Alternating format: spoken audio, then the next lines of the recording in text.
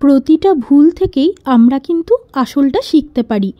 আজ রান্না করতে গিয়ে পুড়ে গেলেও কাল কিন্তু ওই প্যানেই পারফেক্ট কিছু একটা হবে। আমি যখন আমার ভালোবাসার মানুষদের জন্য কিছু একটা রান্না করি তখন কিন্তু তাতে শুধুমাত্র উপকরণ নয়, তাতে মিশে যায় তাদের প্রতি আমার ভালোবাসা আর যত্ন। এক ক্লাসিক রেসিপিতে একটু টুইস্ট দিয়ে বানালাম। কুকিং মানেই তো নিজের স্টাইলে কিছু একটা যোগ করা।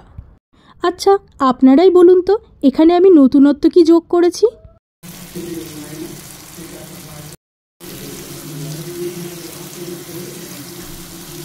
আর হ্যাঁ, ভিডিওটি ভালো লাগলে অবশ্যই একটু নতুনদের মধ্যে ছড়িয়ে দেবেন, যাতে আমার পরবর্তী ভিডিওগুলো সকলে দেখতে পায়। একঘেয়েমি ডেলি মেনু থেকে বেরিয়ে বানালাম আজ একটু নতুন কিছু। অবশ্য সে কথা তো আগেই জানিয়েছি। শালি আর জামাইবাবুর কথা রাখতেই কাল রাতে ডিনারে বানিয়ে নিয়েছিলাম পালক পনির। আমি এখানে আমুলের ফ্রেশ ক্রিম অ্যাড করেছি, আপনারা চাইলে নাও করতে পারেন। ফ্রেশ ক্রিমের থিকনেস বা টেস্টের পরিমাণটা অনেকটাই বাড়িয়ে দেয়, তবে সম্পূর্ণটাই অপশনাল। কড়াইয়ে সমস্ত উপকরণ দিয়ে ভালো করে একটু কষিয়ে নিতে হবে। হালকা তেল ছেড়ে দিলেই সামান্য একটু জলও অ্যাড করে দিতে হবে। পালক পনিরে পনিরকে না ভেজে কাঁচা পনির দিলে টেস্ট অনেক বেশি ভালো হয়। এটা সম্পূর্ণই আমার ব্যক্তিগত অভিমত।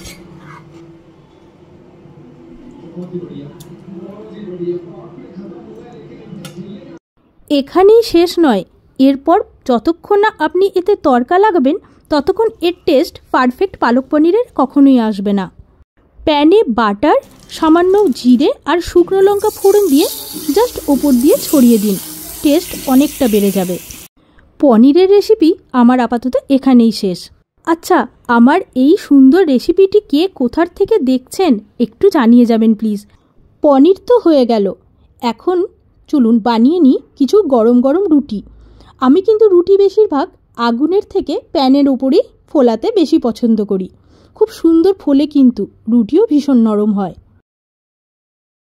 চলুন খাবারটা গরম থাকতে থাকতে তাড়াতাড়ি সার্ভ করে ফেলি। 3টে রুটি, 2টো পেঁয়াজ, লঙ্কা আর পনির। ডিনার সার্ভ করতে করতে এদিকে কিন্তু আমি লাউগুলোও কিছুটা কেটে নিয়েছি, কারণ সকালে উঠে রান্না করতে হবে মানুষের জন্য।